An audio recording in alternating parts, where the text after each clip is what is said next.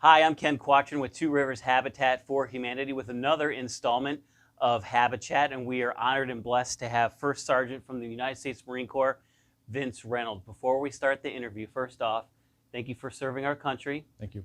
And how's retirement? I'm not sure. I left my Marine Corps duty and went right into Toys for Tots, so haven't gotten to enjoy it yet. But Full-time position, he's a teacher in Hayfield, part-time, Toys for Tots, 24/7. yeah, pretty much this time of the year I leave school about 3:30 and I get home between 10:30 and midnight every night. So it's definitely a full-time gig after my regular work. Right, so last year, quickly turn the clock back, you guys were able to distribute 26,000 toys and hit about 8,500 kids. Yep. The demand has to be higher this year because of inflation. Sure. So this year what we're looking at is we actually brought back in 2 counties into the fold. So this year Southeast Minnesota Toys for Tots is 8 counties again. And we're easily looking at 10,000 kids and 30,000 toys. And what are those 8 counties? So it's a test. Here we go. So we start with Dodge, Olmsted. We've got Wabasha, Winona, Houston, Freeborn, Moore, and Fillmore. Nailed them. So around the horn here. A lot of people see the collection bins, I think this year 122 across your service area. But a lot of folks don't know the backstory behind Toys for Tots because you guys are more or less the middleman. People Right. can't call and go, we need toys. Right. Explain how you guys are the middleman. Sure.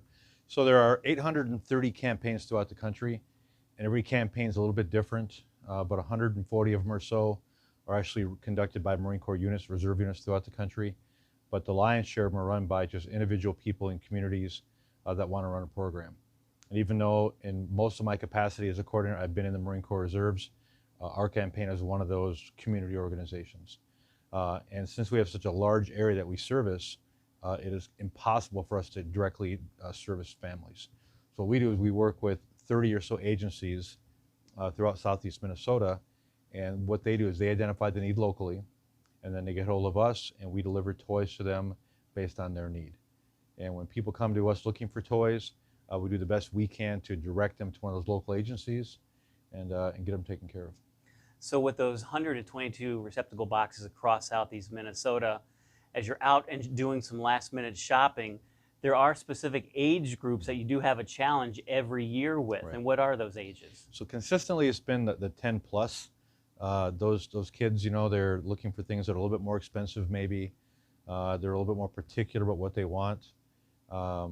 And every year it seems like we're that 10 plus, we're struggling every year. So what we try to do is engage youth groups. We have church groups and school groups that come in, Boy Scout troops, 4-H clubs that come in and help us shop. And if I can, harness those kids to do shopping for us, it really helps. A huge part of our program are the Key Club. I'm sorry, the Octagon Club. Okay. Not the Key Club. That's a different organization. But the Optimist Club have been helping us for many, many years. The adults, and at Century High School, they have the Octagon Club. And this past weekend at Walmart North, we had over 30 kids show up to help us shop. Wow, that's fantastic. Yeah, usually they have maybe 10 or 12, but it was overwhelming. And the kids, they're really excited about it. They look forward to it every year. A couple kids told me it's their favorite event to do. And it's fun. And we can, get those kids shopping, looking for things that they like. We know we're going to score big. It's always easier to spend somebody else's money. Yeah, it is. Well, but I'm blessed to have so many people that want to help us shop, because last year, just within the 6 counties that we had, we spent $73,000 locally buying toys. And I can't do that myself. Yeah. I've got a full-time day job, Yep. and it would be a full-time job buying all those toys. Yeah. And we're blessed to have such huge support locally to finance our operation here. And because of that, we feel very strongly about spending all that money locally. Right. And that's what's very important to remember is every donation stays local. Every toy donation stays here. That's right. It doesn't get shipped out to the other affiliates. Nope. And the National Foundation gives us a lot of support, promotional material, that nationwide recognition. This year we received almost 2,000 toys from the foundation. When big corporate entities give money to the foundation, they push it back to us. But every dollar that we collect locally, we get deposited into an account for us, and every dollar comes back for us to use. There's no cut at the National Foundation level. it all comes back to us, which is really nice. And what's great too is you have some built-in marketing. Mm-hmm. You have a tremendous relationship with Big Mark Clark, again, who also has a full-time gig running 3 radio stations. Yep. And he's just like you. Right. Got to turn that switch on 24/7. Let's get these shopping days set up. Mm-hmm. Let's get the volunteers set up. So it's nice to have that opportunity. It is, and it takes a lot of people. You know, the size of this campaign, it's way too much for one person to do. You know, so we have various aspects of the campaign that we've kind of farmed out. You know, and I thank you for your help with a lot of the social media stuff, from producing a lot of the video cuts and things like that, making me look interesting in some of those videos. Cringy a little bit? No, you know what? I positive feedback, so I appreciate it. No such thing as bad press, right? No. Well, I don't know about that. You know, that's one thing too with Toys for Tots is that it's a recognized national organization. You know, it's affiliated with the Marine Corps. It's actually part of the Marine Corps Reserve function to run this campaign, and we have a very good reputation. You know, and part of what we do in my job is to make sure that that reputation doesn't get tarnished. When people hear Toys for Tots, they know what it stands for. You know, and for our charitable giving, you know, when people donate money to the National Foundation, and that's the foundation as well as all the local campaigns, when they draw the line at the end of the year, 97% of the money donated goes toward toys. We only have a 3% overhead. There's not a single person's salary that comes out of any donations, and that's unheard of in the charitable world. Yeah. So we definitely like to brag about that. That's the same thing with Two Rivers Habitat for Humanity. Habitat is such a well-known, recognizable name. Exactly. And we've already, you know, for decades have built this great culture of being able to give people affordable housing. So I know exactly what you're saying. You don't want to tarnish that brand because, you know, the credibility is just up so high because we've been around for so long. And speaking around being around for so long, you've been doing this for at least 10 years. So I've been a coordinator for 10 years. I helped the year prior. And then when I was active duty back in the 80s and 90s, I was attached to a reserve unit for a while, and I was the Marine in the mall and the Blues by the box, you know, trying to collect toys. So I've been involved in hit and miss for a long time. So over at least a decade, you've seen a lot of challenges, not volunteers not showing up, donations down, COVID hitting, all these challenges. There's a lot of weight on your shoulders, and I get it. But what keeps you doing this every year? Good question. I mean, there are times where, you know, I drag my butt home at 1 o'clock in the morning and set my alarm clock for 6 to get up and go to school the next day. But at the end of the day, it's worth it because I know that the work that we do is going to bring joy to a child on Christmas morning. You know, and that toy that we are able to pick up in a box, that we sort, that we box up, that I deliver to Caledonia or Preston or Winona or Lewiston or Hayfield, that toy is eventually going to get under a tree, wrapped up, and hopefully just light up a kid's life on December 25th. And that's why you constantly, I was going to say harp, but you constantly remind the people that are shopping, get that wow factor. That's so important to you. Yeah, it is.